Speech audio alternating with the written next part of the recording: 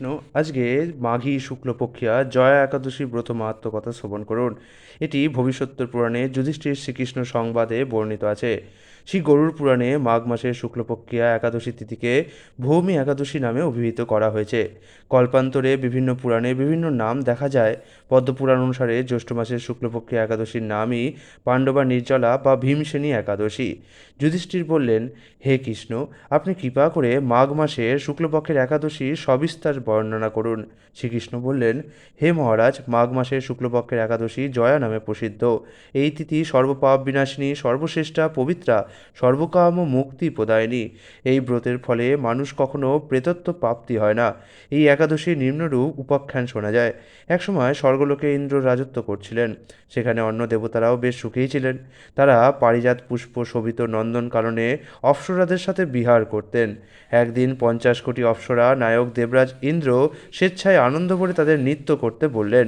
নৃত্যের সাথে গন্ধর্বগণ গান করতে লাগলেন। পুষ্পদত্ত, চিত্রসেন প্রভৃতি প্রধান প্রধান গন্ধর্বেরাও সেখানে উপস্থিত ছিলেন। চিত্রসেনের পত্নীর নাম মালিনী। পুষ্পবন্তী নামে তাদের এক কন্যা ছিল। পুষ্পদত্তের পুত্রের নাম মাল্যবান। এই মাল্যবান পুষ্পবন্তীর রূপে মুগ্ধ হয়েছিল।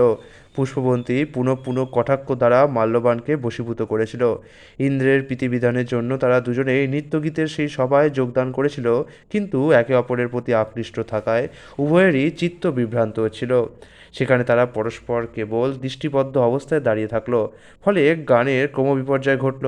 তাদের এই রকম তাল মান ভঙ্গভাব দেখে তারা যে পরস্পর কামাসক্ত হয়েছে দেবরাজ ইন্দ্র তা বুঝতে পারলেন। তখন ক্রোধবশে তিনি তাদের অভিশাপ দিলেন, রে মূঢ়, তোমরা আমার আজ্ঞা লঙ্ঘন করেছ। তোমাদের ধিক। এখনই তোমরা পিশাচযোনি লাভ করে মর্ত্যলোকে নিজ দুষ্কর্মের ফল ভোগ করো। ইন্দ্রের অভিশাপে তারা দুজনে দুঃখিত মনে হিমালয় পর্বতে বিচরণ করছিল। পিশাচত্ব প্রাপ্ত হওয়ায় তারা অত্যন্ত দুঃখ ভোগ করতে লাগলো। হিমালয়ের প্রচণ্ড শীতে কাতর হয়ে নিজেদের পূর্ব পরিচয়ে বিস্মিত হলো। এইভাবে অতি কষ্টে সেখানে দিন যাপন করতে লাগলো। একদিন পিশাচ নিজ পত্নী পিশাচিকে বলল, সামান্য মাত্র পাপ করিনি, অথচ নরক যন্ত্রণার মতো পিশাচত্ব প্রাপ্ত হয়েছি। অতএব এখন থেকে আর কখনো কোনো পাপকর্ম করব না। এইভাবে চিন্তা করে তারা সেই পর্বতে মৃতপ্রায় বাস করতে লাগলো। মাল্যবান ও পুষ্পবন্তীর পূর্ব কোনো পুণ্যবশত সেই সময় মাঘী শুক্লপক্ষিয়া জয়া একাদশীর তিথি উপস্থিত হলো। তারা একটি অশ্বত্থ বৃক্ষতলে নিরাহারে নির্জলা অবস্থায় দিবানিশি যাপন করলো। শীতের প্রকোপে অনিদ্রায় তাদের রাত্রি অতিবাহিত হতে লাগলো। পরদিন সূর্যোদয়ে দ্বাদশী তিথি উপস্থিত হলো। জয়া একাদশীর দিন অনাহার ও রাত্রি জাগরণে তাদের ভক্তির অনুষ্ঠান পালিত হলো। এই ব্রত পালনের ফলে ভগবান বিষ্ণুর কৃপায় তাদের পিশাচত্ব দূর হলো।